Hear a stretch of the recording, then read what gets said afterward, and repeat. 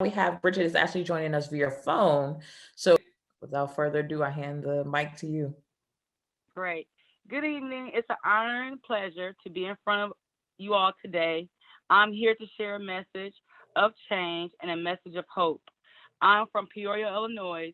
I'm a journeywoman out of Ironworkers Local 112. Before I began my journey in construction, I was a cosmetologist. One day while dropping my daughter off at daycare, I saw a pamphlet, and on the pamphlet, I saw a woman in construction standing on top of a building along with everyone else. I asked after I called the Highway Career Construction Training Program, what did the woman do? They informed me that she was an iron worker. At that moment, I made up my mind that I wanted to be an iron worker. I successfully got through the 12-week program at ICC Community College. In that program, I was able to obtain the basic tools that I need to be successful in the construction industry, such as OSHA, JOG, forklift, first aid, life lessons, and construction etiquette. After a year and a half of waiting and working odd jobs and attending school, taking welding classes and blueprint reading classes, I was accepted to the iron workers unanimously. I came ready and I came hungry. Me being new, me being different, me being a woman in a male-dominated industry is something difficult. If you're doing this job at the same skill as someone else, you being a woman and being able to bear children shouldn't be seen as an obstacle. This is such this is for everyone else. This is so much more than me. And this is the time more than ever seeing women in the industry thrive. It is so essential, very vital. We need more women empowered. We need to see more women strong and independent to catapult the next generation. Women make up 51% of the population. The times have changed. We as women have families to feed and to provide for. We are extremely vital to the industry. So you have to persevere. You have to endure. You have to let everyone know you're here and that you're not going anywhere. And to get out here and work with these guys as women, you have to prove yourself 100 times more than what any man has to. While still in my third year of my apprenticeship, became pregnant with my son. Whew. He was my fourth child. His name is Dion. I lost Dion May 5th. I lost him that May 5th. It's still kind of difficult for me, so please bear with me. I had to actually wait to let people know that I lost my son. That moment in time was very difficult for me. I was very hurt and very lonely. I couldn't just walk up to anyone and say, hey, I lost my son. So we had a conference, and at the conference, it was the Women's Build Nation in 2016. In 2016 was a closed caucus where I had the opportunity of meeting our General Officer, Eric Dean. He's our president, actually. And I shared with him my story. What prompted me was a woman who stated something that lit a fire underneath me, and I didn't care for it. She felt as though, with us being women in the construction industry, we shouldn't have children or get pregnant while we're in the industry. Her sexual preference is her sexual preference, as is mine. I know everyone is entitled to their opinion, but she wasn't in that room with me when I broke those bed rails. She wasn't with me when I got up and got the nerve and the to go back to work in less than 48 hours of losing my child and having a miscarriage. She wasn't there when I decided to say, it's something more than this. It has to be something more than this. We're better than this. Something has to change. So I stood up and I shared my story. I didn't just share my story for myself, ladies. I shared it because if I didn't, I was disrespecting my child. And I couldn't disrespect my child in that fashion. I had to speak up for him, and I had to speak up for other women who experience the same things that we do, that I have. And during that time period, I was a third-year apprentice. And I was working for someone who didn't care for me because of actually the color of my skin. They put me through tremendous, unnecessary work conditions, and I endured it. I didn't just endure for myself, I endured it for other women. Me being the only African American woman in my local is not an easy task. By far, it's not easy. But I stand till another one comes. So losing my child in that fashion was, to me, unnecessary. So women hide their pregnancy with their overalls. The trades are not keen to women being pregnant in the industry. A woman has on her mind when she's pregnant, if I share with anyone, I will lose my benefits. I will lose my job, something I've been working so hard for. And it makes you think about retention. What are we doing here? If you have good, skilled women, willing and able to work, going over and beyond, having the opportunity to provide for their families, and once they get pregnant, that opportunity no longer exists. So I share that story with the ironworkers.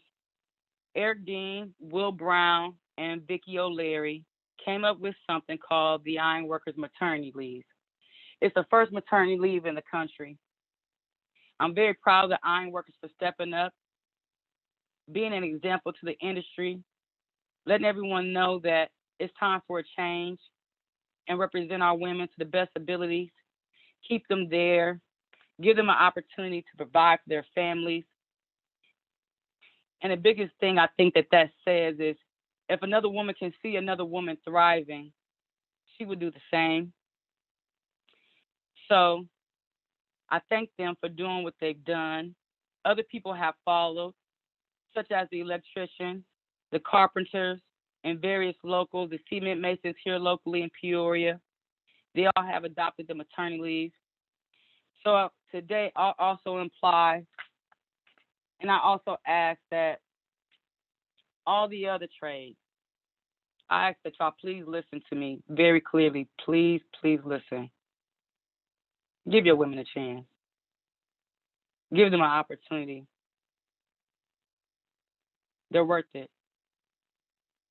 They're worth it. Why not is my biggest question. What do you have to lose? You have nothing to lose. In all actuality, the benefits are at stake.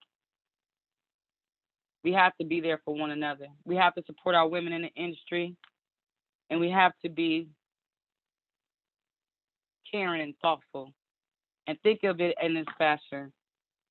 What if it was your wife? What if it was your child? What if it's your daughter? What if it's your sister, your cousin?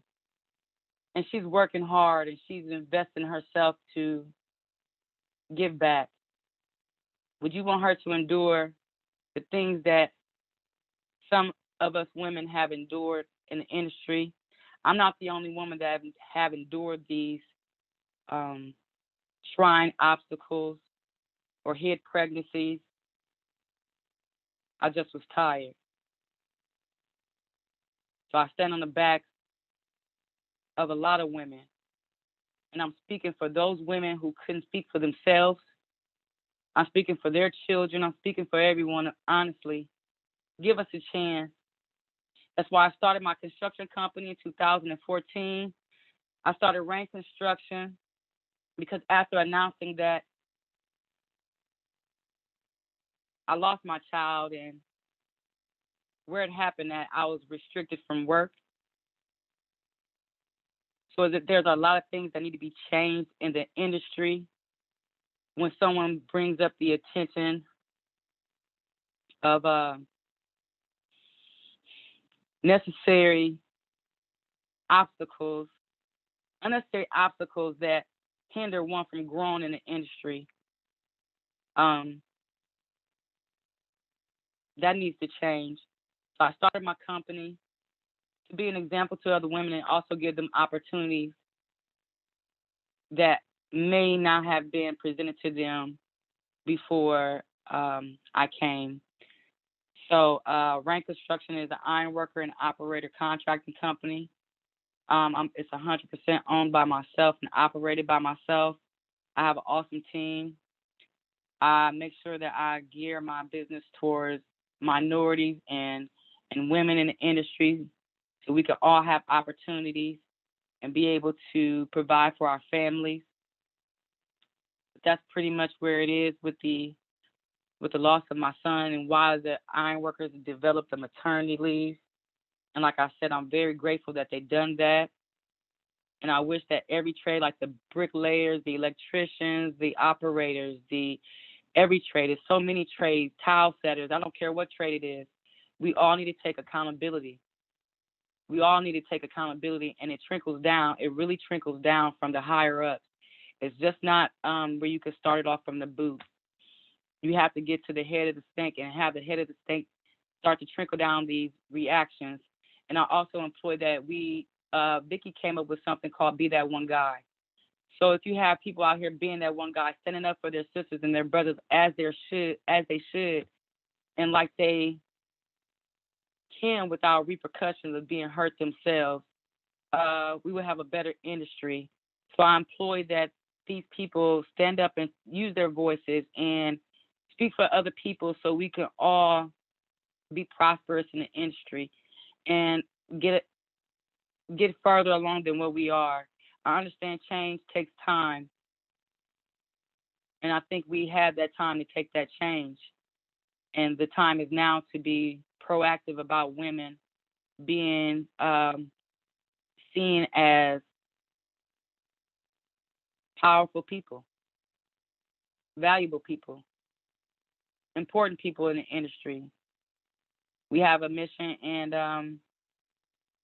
I don't just always speak for the women. I speak for the men too. A lot of men go through things that's in the industry as well, and it's unnecessary. So we all need to speak up for one another and be better as a whole. And I'll turn it over to you, Lark.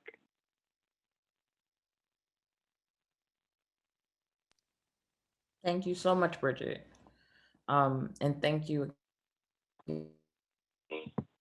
again, Ariane. So I actually received one question from the audience while you were speaking, Bridget. Does pregnancy delay progression in an apprenticeship in the trades? Before the maternity leave, yes, pregnancy delays the progression. It delays the progression because once the trades find out that you're pregnant, you're seen as a liability as far as insurance wise. So if you get hurt on a job, they're not just thinking about you, they're thinking about your unborn child as well. So that's a liability, and they've seen it as such. But with the iron workers, that has changed. The iron workers, if you say to them that you are pregnant within your apprenticeship, you are still allowed to go to work and provide for your families. That's why the maternity leave is so vital. Is there light duty jobs that women can do until they birth their children to still be successful and be vital in the industry on job sites. And I think that way about going to do things is more successful than just sitting a woman down saying you no longer have an opportunity to provide for your kids. So with the maternity leave, within whichever trades you provide, it will be very vital for retention.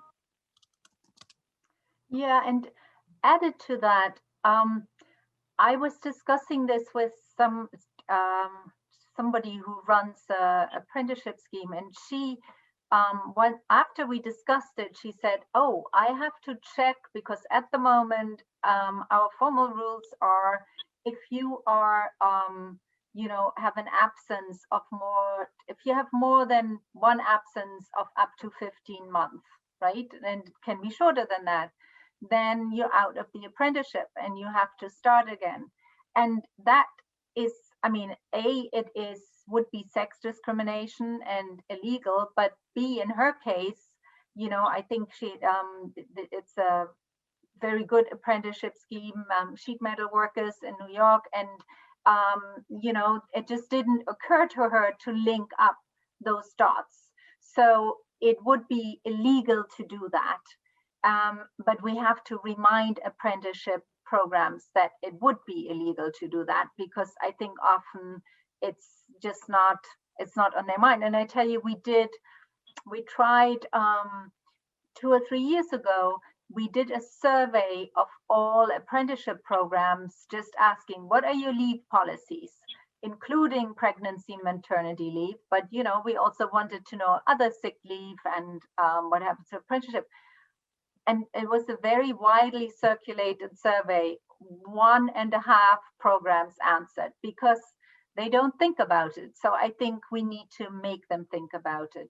The other issue is, if you personally think that you need legal support, as I said, here in Philadelphia, the women's, what are they called, Women's Law Project, they are very happy to help.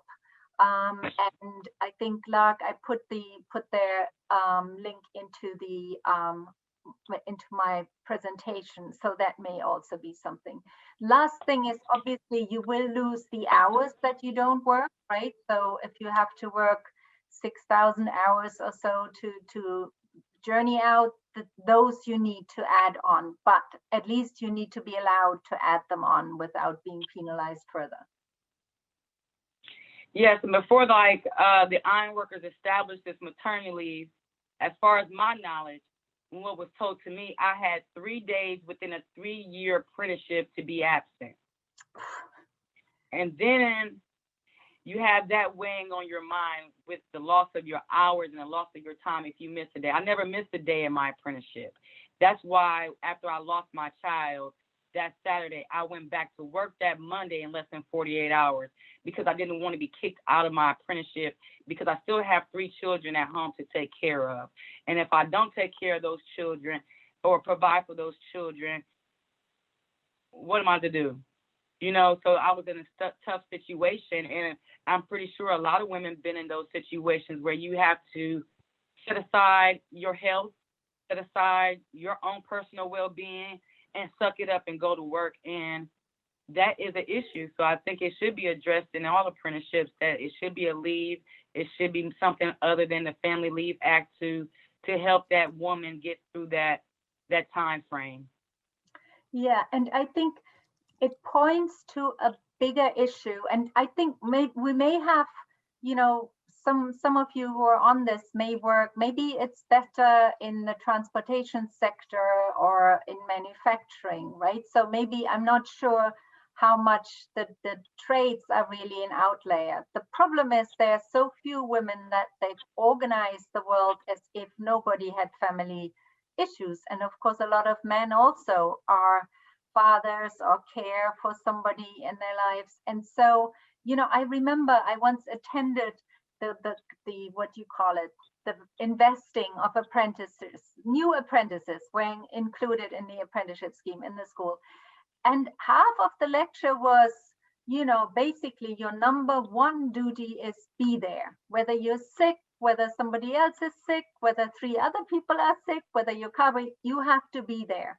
Now, I understand this is partly because, you know, we're negotiating hard in the movement to get good wages, and therefore employers expect certain things. But on the other hand, for me, working on women's rights and on getting better work-family conditions, you think, how can this be? We're telling everybody else, if you're sick, you have to stay home. We don't want you to infect anybody else. And then here we're saying, if you're sick, you have to come to work, because otherwise, where are we going to be, you know, with our movement? So I think there's a lot of work to be done to bring, you know, to bring the trades into the 20th century, not the 21st century. Yes, even so with childcare, like you stated, Adrian, it's imperative. Not only is the maternity leave imperative, but also with providing childcare services for your children while you're at work and the hours aren't the same. You don't typically work a 9 to 5. You work a 7 o'clock, or maybe your start time is 6 a.m. in the morning, and maybe you have an hour and a half drive. So families, you just have families. You can't get around it at times. So I understand where employers or employers need to be more mindful and to these issues as far as childcare and maternity leave issues to have more of a successful industry. It all intertwines in one way or another. Thank you. So I'm looking, we have 1 minute before we go back with the main group. But first, again, please give Bridget Booker and Ariane Hedgewish a very loud virtual applause, right? We may not be able to meet in person, but I just want to salute both of you for the information that you brought to um, our industry stakeholders in this region. Bridget, your story is beyond powerful, and it's clearly made an impact throughout this industry. And Ariane, without your diligence and your perseverance in making sure we have the data behind this, right? A lot of times you got to make a lot of cases with data, or every case with data. um, and also just thinking deeply about the connections between this tradeswoman's personal story and how it factors into like programming and apprenticeship and just how we link all these pieces together. I thank you for that hard work that you're doing.